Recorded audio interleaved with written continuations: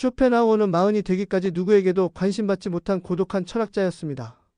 마흔 중반이 지나서야 세상에 관심을 받는데요. 끝없는 고민 속에서 젊은 시절을 보내고 모든 것을 내려놓았을 때 그의 삶에는 결정적인 전환점이 찾아왔습니다. 그 때문에 그의 말들은 지금 우리에게 더 큰 울림으로 다가오는 것입니다. 쇼펜하우어는 고통을 인정하고 또 고통을 기꺼이 받아들여야 비로소 진짜 행복을 찾을 수 있다고 말합니다. 물론 그 행복에는 모두가 원하는 돈과 명예도 포함되어 있지요.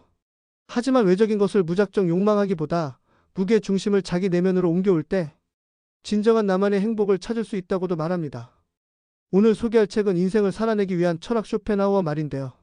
쇼펜하우어가 30대에 그의 철학적 핵심을 집대성한 의지와 표상으로서의 세계와 말년에 그의 인생관을 정리한 소품과 단편집 중 삶의 지혜에 관한 격언의 핵심 문장만을 엄선하여 담았습니다.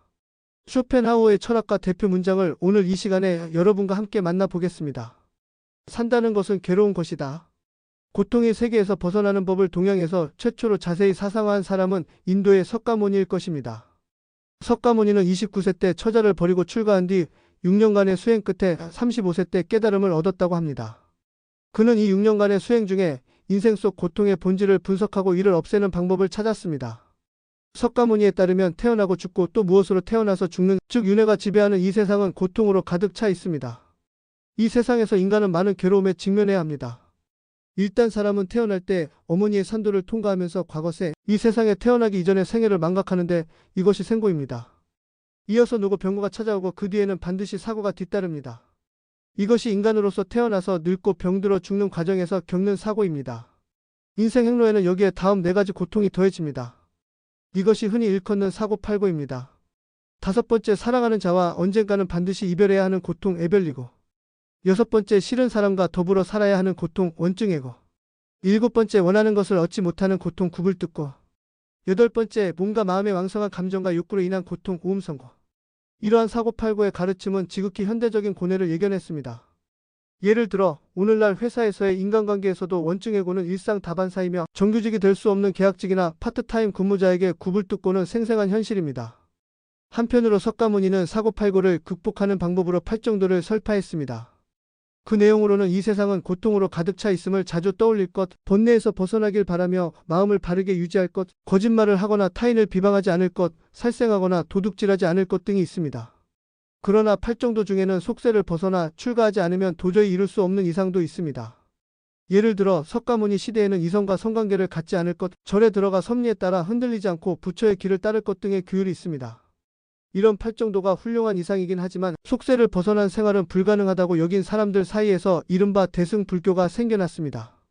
대승불교의 이상향은 깨달음을 얻은 부처가 아니라 보살이 되는 것입니다.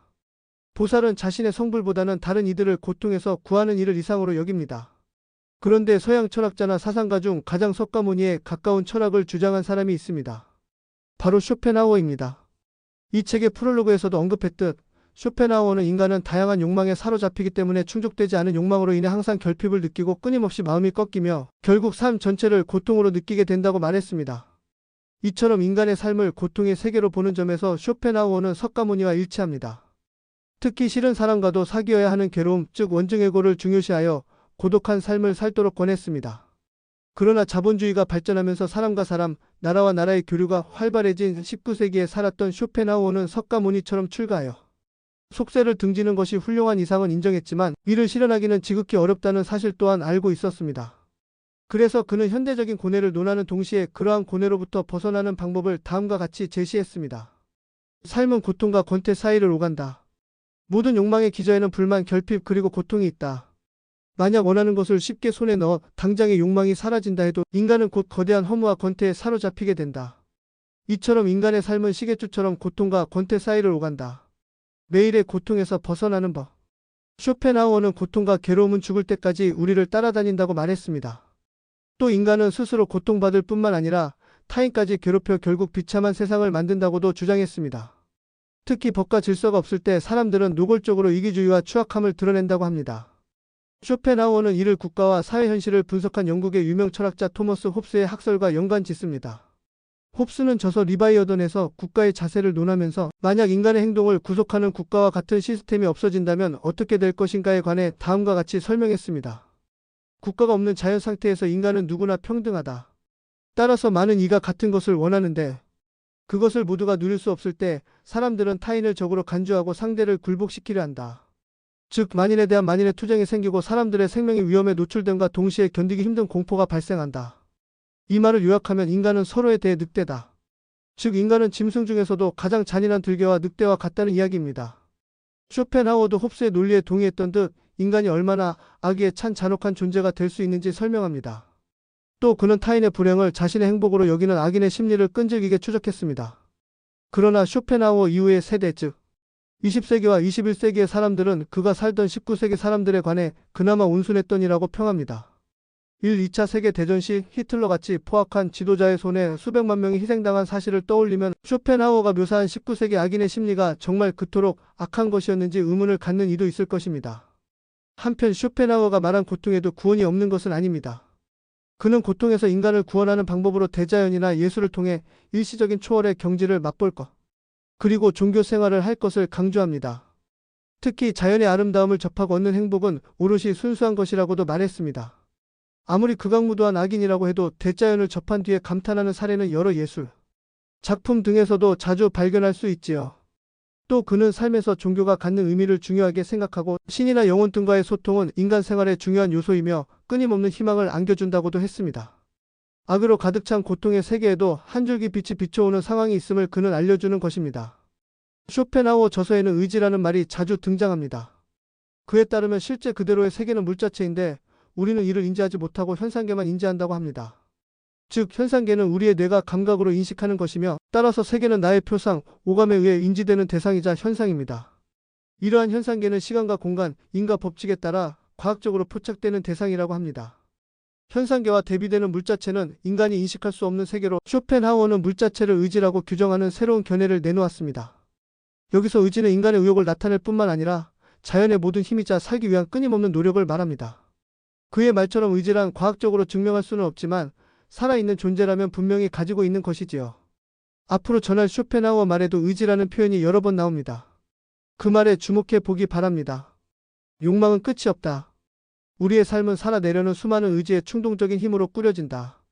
소유하지 않은 것을 원하는 의지는 한계도 분명한 목표도 없이 영원히 이어진다. 중심이 없는 인생은 타인에게 영원히 휘둘린다. 우리는 타인의 시선을 자주 의식합니다. 쇼펜하우어에 따르면 우리가 너무 우유부단하고 자율성이 부족하기 때문에 그렇다고 합니다. 돌아보면 다른 사람들이 나를 어떻게 생각하는지에 집중하느라 매사에 자주적으로 행동하기 어려웠던 것도 같습니다. 쇼펜하우어는 가족이나 타인을 어떻게 대했을까요? 그의 자전적 고백에서 짐작할 수 있듯 쇼펜하우어는 젊은 나이에 돌아가신 아버지를 평생 존경했습니다. 하지만 어머니 요한나에게는 지극히 냉담했고 적대적인 감정까지 품었습니다. 프랑크푸르트에서 집거 생활을 시작한 이후로는 죽을 때까지 어머니를 만나지도 않았습니다. 그 이유 중 하나는 홀몸인 어머니가 요란한 연애사나 대중작가로서의 평판으로 세간에 오르내리는 것이 불만스러웠기 때문입니다. 그래서 쇼펜하우어는 훗날 사람들이 자신의 저술에 대해서는 높게 평가하겠지만 어머니의 작품은 쓰레기처럼 여길 것이라는 독설도 남겼습니다. 가족을 이렇게 대했던 쇼펜하우어는 타인을 어떻게 대했을까요? 그는 타인 중에서도 특히 유명인 그중 헤겔에게 큰 반감을 품었습니다. 1820년 3월 20일 쇼펜하우어가 베를린 대학에서 강사로 채용되기 위한 시험 강의를 하던 날입니다. 그날 대학 대강당에는 헤겔 교수를 비롯한 철학과 관계자들이 빠짐없이 참석했습니다. 쇼펜하우어는 그의 논문인 충족 이율의 네 겹이 뿌리의 관하여에 대해 강연했는데 이때 헤겔이 질문을 던졌습니다. 말이 길거리에 들어 누울 때가 종종 있는데 그 동기가 무엇이라 생각하나? 당황스러운 질문에 쇼펜하우어는 생물학 지식을 총동원해 답변했고 다행히 시간 강사로 채용되었습니다. 그러나 쇼펜하우어는 심술궂은 질문을 한 헤겔에게 첫 만남부터 반감을 가집니다. 직관을 중시하는 그의 사고방식이 개념에서 출발하는 헤겔의 사고방식과 대립한 탓도 있지만 무엇보다 헤겔의 명성에 대한 반감이 컸습니다. 그래서 자신의 강의를 당시 인기 있던 헤겔의 강의와 같은 시간에 배치하는 등 고집스러운 행보를 보였습니다. 하지만 결과는 냉혹했고 수강생은 몇 명 되지 않았고 결국 대학 강의 자체를 그만두게 됩니다. 그렇다고 쇼펜하우어가 유명인을 모두 좋아하지 않았던 것은 아닙니다. 시인 괴테를 진심으로 존경했고 친밀하게 지냈습니다. 바이마르에 머물던 시절 어머니께 괴테를 소개받은 후 괴테의 색채론 연구에도 큰 도움을 주었습니다. 하지만 마지막에는 색채론에 대해 서로 다른 견해를 갖게 되어 괴테에게 이런 편지도 쓰기도 합니다. 당신의 색채론을 피라미드에 비유하자면 저는 꼭대기에 해당합니다. 당신은 마치 이집트인처럼 밑바닥에서부터 피라미드를 건설하기 시작했죠. 당신은 정상에 오를 거라고 생각했고 그럴 기미도 보였지만 실제로는 정상에 이르지 못했습니다. 마침내 저는 정점에 도달했고 앞으로 수백 년간 지속될 피라미드를 완성했습니다. 두 사람의 색채로는 오늘날 자연과학에서 크게 인정받지 못하지만 어쨌든 오만한 쇼펜하우어의 주장을 게테는 결국 묵살했고 이후로는 편지도 주고받지 않았습니다. 그러나 게테는 젊은 철학자로서의 쇼펜하우어의 업적을 높이 평가했는지 이 무뚝뚝한 철학자를 조롱하던 이들을 타이른 일화가 남아 있습니다. 쇼펜하우어 또한 자신의 저서 곳곳에 게테의 말과 사상을 인용하며 학설을 보강했습니다. 무뚝뚝한 성격의 쇼펜하우어는 제자들에게는 친절했습니다. 무엇보다 말년에는 철학 애호가들이 그의 주의를 지켰습니다. 또 음악가 리하르트 바그너와 같은 이도 쇼펜하우어 철학의 심취의 명작을 탄생시키는 데 영향을 받았습니다. 온전히 자신의 생각과 의지로 살라. 인생은 자신의 생각과 의지로 살아가는 것이고 타인의 평판으로 사는 것이 아니라는 단순한 진실을 깨닫는다면 우리는 좀 더 행복해질 것이다. 서로 견딜 수 있는 적당한 거리. 1857년 5월 4일 69세의 쇼펜하우어는 당시 잘 알려진 독일 극작가인 43세의 프리드리 헤벨을 만나게 됩니다. 헤벨은 이상주의와 현실주의 중간의 선 작가로 당시 이미 마리아 막달레나, 헤롯과 마리안네, 아그네스 베르나우 등의 작품을 쓰고 무대에 올렸습니다. 헤벨의 친구이자 역시 극작가인 요르단은 쇼펜하우어와 아는 사이였는데 이 사실을 안 헤벨은 여행 중 프랑크푸르트에 들렀을 때 쇼펜하우어를 꼭 만나게 해달라고 요르단에게 부탁합니다. 그러나 요르단은 쇼펜하우어가 다음과 같은 말로 사람들을 경멸하는 것을 알고 있었습니다. 대부분의 인간은 두 발 달린 털없는 짐승에 지나지 않는다. 나는 진정한 인간을 만난 적이 없다. 그래서 요르단은 헤벨의 부탁을 거절합니다. 그러나 헤벨의 간청을 재차 저버리지도 못한 그는 어느 날 쇼펜하우어의 집에 헤벨과 함께 방문합니다. 부처의 조각상이 장식된 철학자의 방에 들어서면서 요르단은 곧장 헤벨을 소개하며 쇼펜하우어에게 이렇게 말했습니다. 이 사람은 두 발 달린 짐승이 아니라 진정한 인간이네. 내가 옳은 말을 하고 있는지 아닌지 금방 알 수 있을 걸세. 인사하게 프리드리 헤벨. 그러자 쇼펜하우어는 그때까지 찌푸리고 있던 표정을 활짝 펴고 미소를 지으며 헤벨을 향해 말했습니다. 요르단, 당신의 말을 인정할 수밖에 없겠군. 헤벨, 당신의 희곡인 마리아 막달레나는 제목이 참 좋았어. 이 극에는 진짜 알맹이와 진리가 있었지. 그러나 서문은 별로였네요. 라며 비수를 꽂기도 했습니다. 헤벨은 이러한 평가에 잠시 좌절했지만 쇼펜하우어가 자신의 작품을 눈여겨봐 주었을 뿐만 아니라 약간의 칭찬을 한 것에 고마움을 느낍니다. 동시에 자신이 쇼펜하우어 저서의 애독자이며 최고의 천재 철학자를 직접 만난 기쁨에 오늘이 생애 최고의 날이라고 고백합니다. 이러한 칭찬을 접한 후 한결 온화해진 쇼펜하우어는 극작가인 헤벨에게 말했습니다. 당신이 잘 알겠지만 연극이 이미 시작되었는데 조명 담당자가 아직 무대 위에서 서성거리고 거기에 조명까지 환하게 켜면 관객들은 어이없다는 듯이 웃음을 터뜨리지 않소? 나의 상황도 그와 다르지 않아. 드디어 세상에 이름을 알렸다는 희극이 이미 시작됐는데 아직 조명 담당자인 이 세상이라는 비극의 무대를 서성이고 있으니 말일세. 하며 자조했습니다. 염세적이었지만 누구보다 인간에 대한 관심이 지극했던 쇼펜하우어는 타인과의 관계를 대체 어떻게 생각했을까요? 그가 남긴 글을 통해 살펴보겠습니다.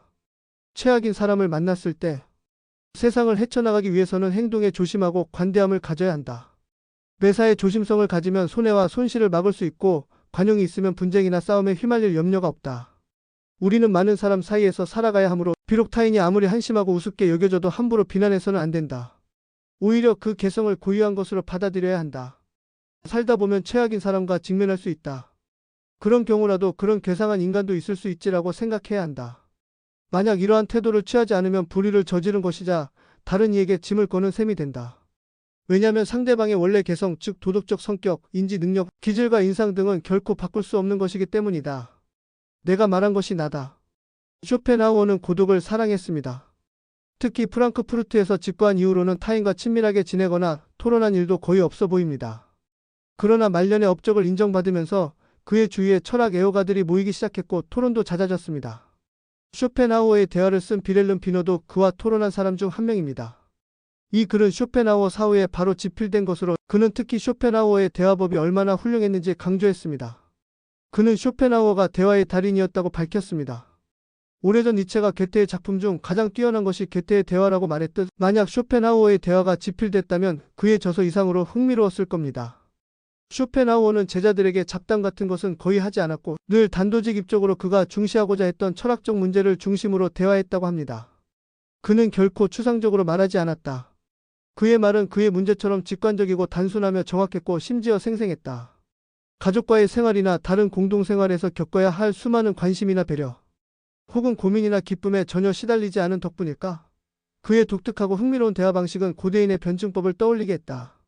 그와의 대화는 순수한 정신적 대화이며 요즘 철학자의 발언들과 매우 다르다. 그는 복잡한 표현을 사용하지 않고도 고대 사상가들처럼 조화롭고 풍부한 이념에서 출발한 자유로운 생각을 활발하게 펼쳐냈다. 비너에 의하면 쇼펜하우어는 인생 문제를 비롯한 온 세상에 대해 의견을 밝혔지만 음란한 화제는 피했습니다. 이에 대해 자신이 경멸하는 영역을 논하는 것은 그의 생활과 지혜의 근본 원칙에 어긋나기 때문이다라고 말했습니다. 쇼펜하우어는 세상 사람들과 대화를 시작하자마자 납득하지 않는 수많은 사상이나 거짓말에 직면했고 입을 다물 수밖에 없었다. 하지만 자연을 상대할 때는 자신의 뛰어난 사상을 충분히 발휘한 자유로운 대화를 즐길 수 있었다. 이러한 내용은 그가 인간보다 자연을, 그 중에서도 야생 동식물과 말없이 교류했음을 보여줍니다. 실제로 쇼펜하우어는 1854년 프랑크푸르트의 박람회에서 오랑우탄이 구경거리가 되었다는 소식을 듣고 곧바로 구경하러 갔습니다.